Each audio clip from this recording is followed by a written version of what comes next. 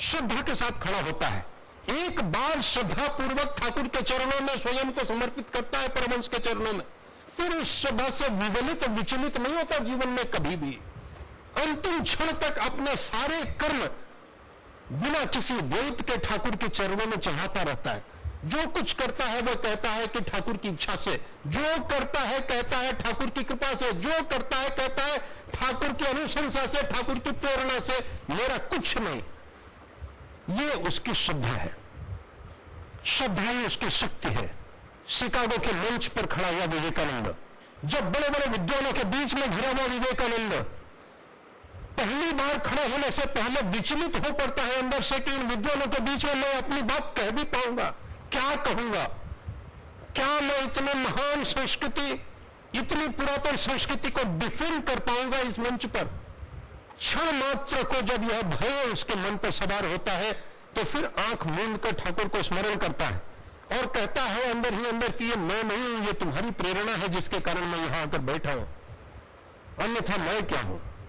कहता मैं अपने ऊपर ये क्यों लूं, मैं क्यों भयभीत हूं, ये तुम्हारी इच्छा है, तुम्हारी प्रेरणा है जो मैं यहां खड़ा हूं। और फिर खड़े होकर जब विवेकानंद बोलता है तो विवेकानंद नहीं बोलता, फिर परमहंस की प्रेरणा बोलती है, मनुष्यों की परंपरा बोलती है, हिंदुस्तान बोलता है, संस्कृति बोलती है, हिंदुस्तान की आत्मा जैसे प्रकट होकर हजारों हृदयों में प्रविष्ट होती है। और यही कारण है कि विवेकानंद का हर शब्द विद्युत की तरह पूरे मंच से निकलकर पूरे सभागार में फैलता है।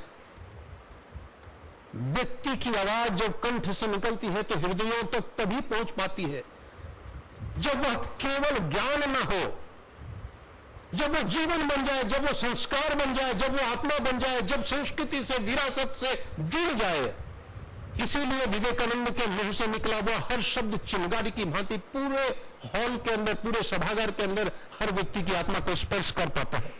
इसीलिए केवल क्षण मात्र के बोले हुए शुरुआत के 2 शब्द ही चिंगारी की भांति जैसे पूरे सभागार में फैल जाते हैं और जैसे सारा सभागार उन्हें सुनने को आतुर बैठा हो, वैसे सभागार करतल ध्वनि से भर पड़ता है।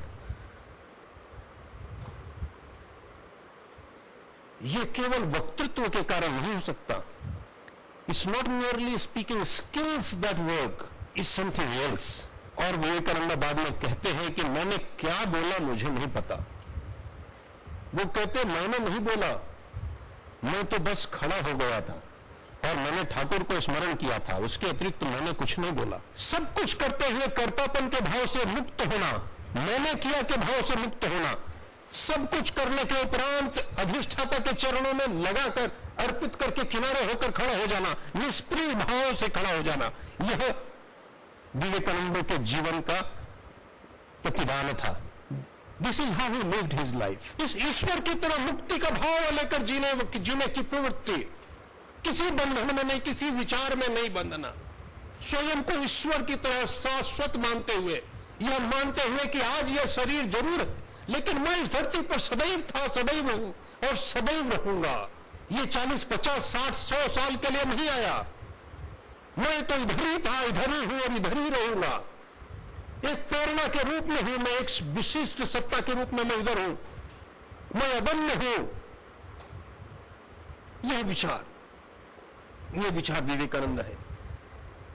40 वर्ष की उम्र स्पर्श नहीं होती, परंतु उसके बहुत पहले वह कहता है कि आप अगर इस गलतफहमी में हो कि मैं इस भौतिक काया को छोड़कर जाने के बाद तुम्हें छोड़ दूंगा, तो मैं तुम्हें छोड़ूंगा नहीं।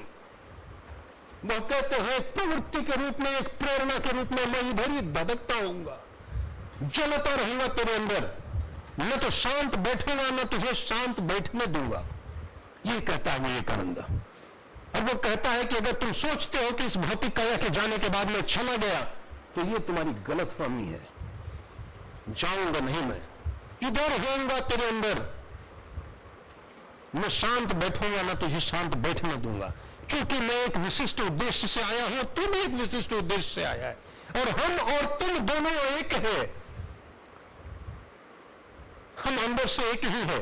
इसीलिए मैं जीऊं या तू जिए, बात एक ही है, मैं तेरे अंदर जीऊंगा, तेरी प्रवृत्ति बनकर, तेरा मन बनकर जीऊंगा, तेरी दृढ़ता बनकर जीऊंगा, गिरने नहीं दूंगा तुझे, घुटने पर नहीं आने दूंगा। जब घुटने पर आने की सोचेगा, मैं झकझोर कर तुझे फिर से खड़ा करूंगा, फिर से खड़ा करूंगा तुझे अपने पैरों पर।